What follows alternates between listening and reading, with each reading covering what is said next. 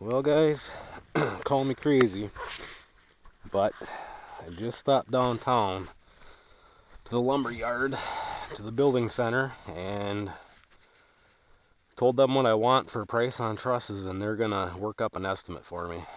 So we've got this, it used to be a barn here. You can see where the barn cleaner was, there and over there. From this end to that end is 110 feet. So, I got a price for 100, or he's getting me a price for enough trusses to do 150 feet. This width from this frost wall or this foundation over to the other one.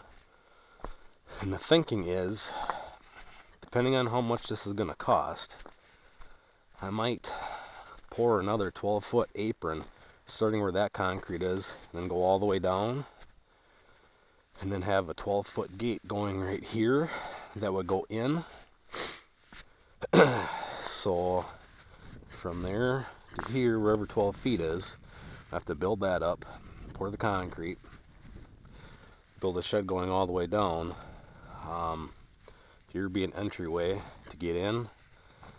And the thinking is put feeder panels or a feed rail all along here where this foundation is. And it'd be easier to explain down here. Then we would, my buddy's supposed to come haul the scrap here one of these days. Don't know when that's gonna be.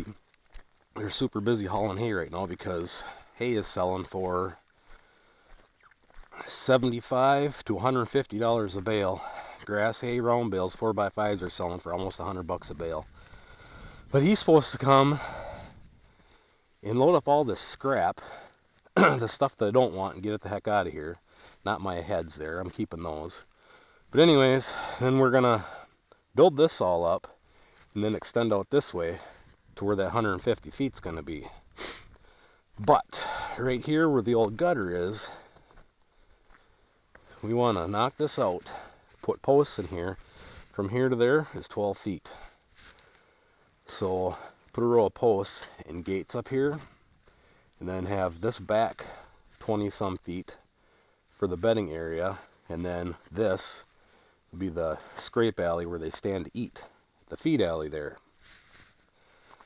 And then my thinking is in the middle where I want to divide it for the young stock and the steers on one side and the cows on the other, we're going to put a water tank, put the water tank right in the middle, and I'll probably put gates between them.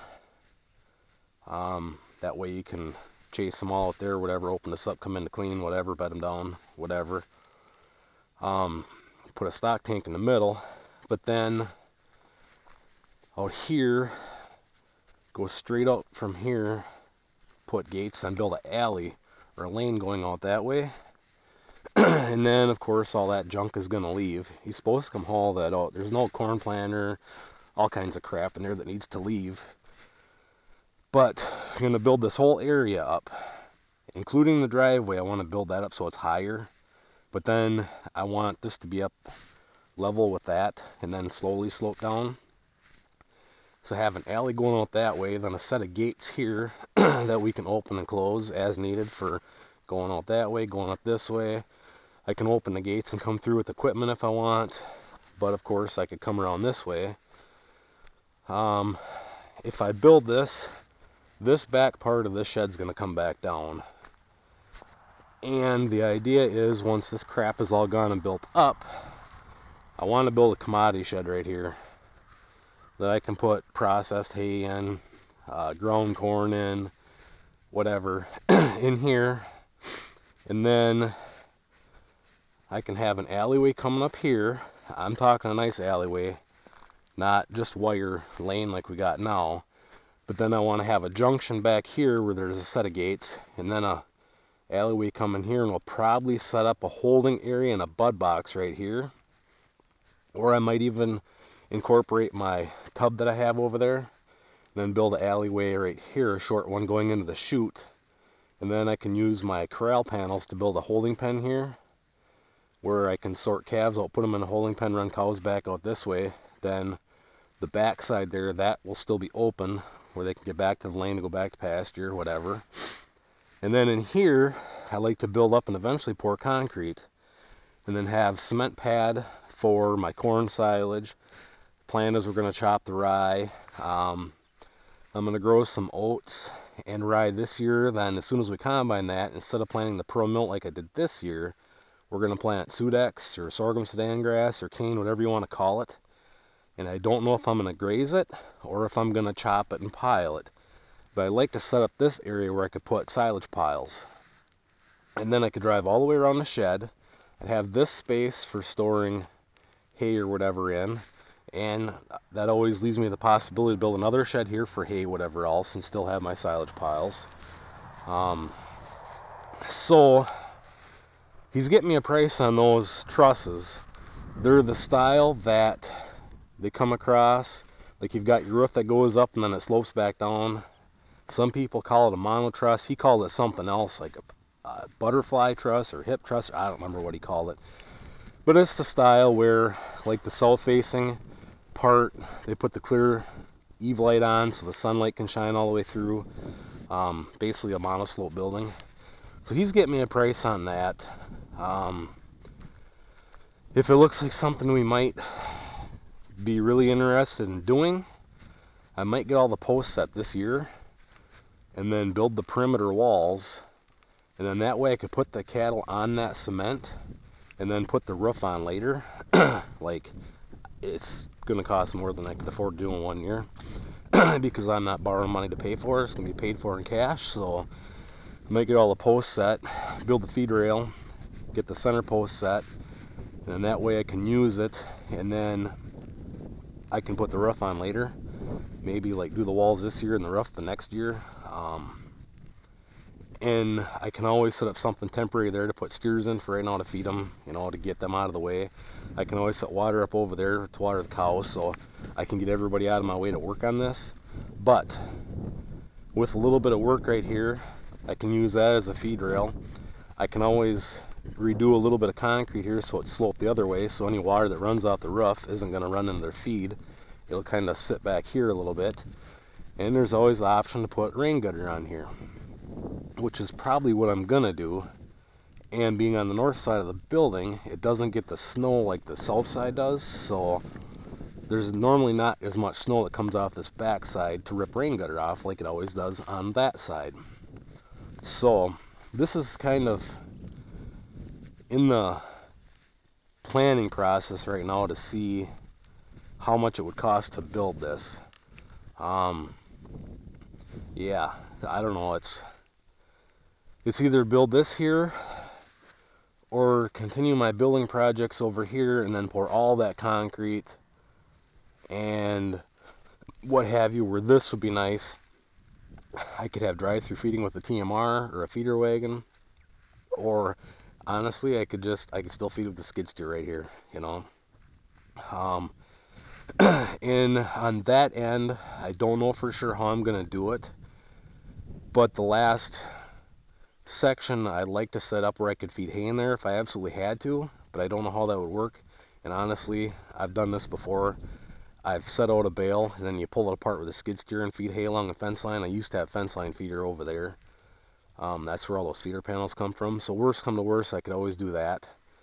But in this section, I'd like to have it set up that way where I could possibly feed hay in here if I had to. But depending on how wide we would ever build this building, I could set up a yard right here where I could feed hay in. But I think when we go to TMR, I think we're going to TMR the cows and everybody. So feeding bales might be a thing of the past. I don't know for sure. But we have this here. We have the concrete. The mud is my biggest issue every year. This would save me from pouring a lot of concrete. I'd only have to pour 12 feet by, you know, 70 some feet down there. Whatever. This is like 34 and this is, or 36 and 36, whatever, so 72 feet by 12. And then here I'd like to redo this because the concrete stops basically where that pile of crap is. Like to build this all up and then pour a new pad over to the end. And then if we ever did build a lot right there, you know, a bigger area where the cows could move around more. We'd probably pour concrete there as well. And for the fill to build this up, because then all the way along the backside I want to build that all up along the end of this concrete, and then I want to build up that driveway with shale and then put lime rock over top of it, because that's going to get used a lot more than for equipment. Where's all the fill going to come from, you ask? Right up in the corner there, years ago they started mining out shale. So I got a buddy with an excavator I could borrow, and I have another neighbor that has a dump truck that they cut down. They made it so you can pull it behind the tractor and then it runs off the PTO to dump. I can use that, and I could haul fill in this whole area and build this all up.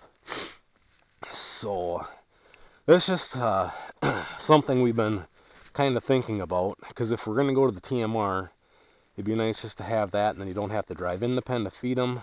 You know, and I would probably leave right, I might extend this feed rail over a little bit more, I'm not for sure. And the nice thing with having it divided, I can move the gate as needed for when we're feeding the cows. The calves are all going to be smaller, they're not going to need as much feed rail. Then during the summer, once they're bigger, we can move the gate down, and then they can have a lot more feed rail, because the cows won't be in here eating during the summer.